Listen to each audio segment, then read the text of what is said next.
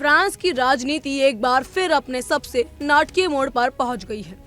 राष्ट्रपति Emmanuel Macron ने जो फैसला लिया है उसने राजनीतिक हलकों में तूफान ला दिया है। 4 दिन पहले ही पीएम पद से इस्तीफा देने वाले सेबेस्टियन लेक्रूनो को अब दोबारा उसी पद पर बैठा दिया गया है।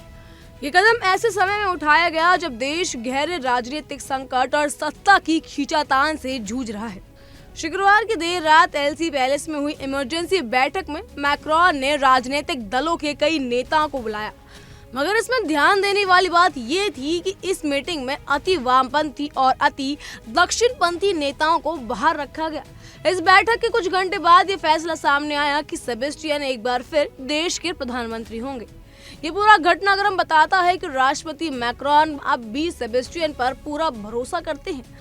भले ही सेबेस्टियन ने 2 दिन पहले ही सार्वजनिक तौर पर कहा था कि वो नौकरी के पीछे नहीं भाग रहे और उनका मिशन पूरा हो चुका है, लेकिन अब वही नेता दोबारा उसी कुर्सी पर लौट आए हैं और इसे कर्तव्य के नाते स्वीकार कर रहे हैं। उनका कहना है कि उनका पहला लक्ष्य है देश को वर्ष के अंत तक बजट देना और नागरिकों के रोजमर्रा के मुद्दों का समाधान करना।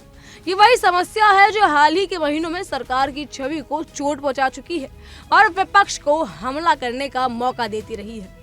सेबेस्टियन की वापसी ऐसे समय में हुई है जब फ्रांस की सियासी जमीन खासी अस्थिर हो चुकी है। विपक्ष हमलावर है, संसद में बहस तीखी है और जनता की नजरें इस बात पर टिकी है कि अब अगला कदम क्या होगा। राष्ट्रपति मैक्रोन ने जब सेबेस्टियन को दोबारा प्रधानमंत्री नियुक्त किया तो उन्होंने उन्हें पूरी स्वतंत्रता भी दी कि वो नई कैबिनेट का गठन कर सके। कुछ रिपोर्ट्स का कहना है कि सेबेस्टियन को अब सोमवार तक अगले वित्तीय वर्ष का बजट पेश करना होगा और यही उनकी सबसे बड़ी अग्नि परीक्षा साबित हो सकती है। गौर करने वाली बात ये भी है कि सेबेस्टियन पिछले 2 वर्ष में 5वें ऐसे प्रधानमंत्री बन रहे हैं जिन्होंने इस्तीफा दिया था। उनका इस्तीफा आते ही राजनीतिक गलियारों में असमंजस की स्थिति बन गई है। निवेशक परेशान थे, अंतर्राष्ट्रीय साझेदार असमर्थ थे और सरकार की नीति और दिशा पर सवाल उठने लगे थे। ऐसे में उनका दोबारा लौटना साफ संकेत देता है कि राष्ट्रपति मैक्रोन इस समय कोई जोखिम नहीं लेना चाहते और एक भरोसेमंद चेहरा फिर से सामने लाना चाहते हैं ताकि देश में राजनीतिक स्थिरता वापस लाई जा सके।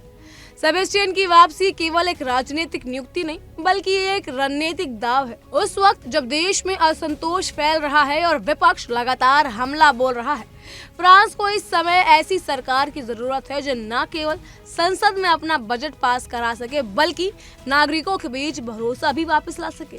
और इसी वजह से राष्ट्रपति मैक्रोन ने पुराने पिच पर उसी खिलाड़ी को दोबारा उतारा है जो कम से कम उनकी नजरों में इस संकट को संभालने की क्षमता रखता है।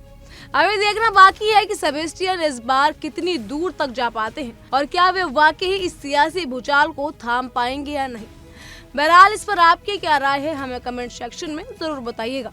फिलहाल के लिए इतना ही। तमाम खबरों के लिए फॉलो कीजिए इंडिया डेली को।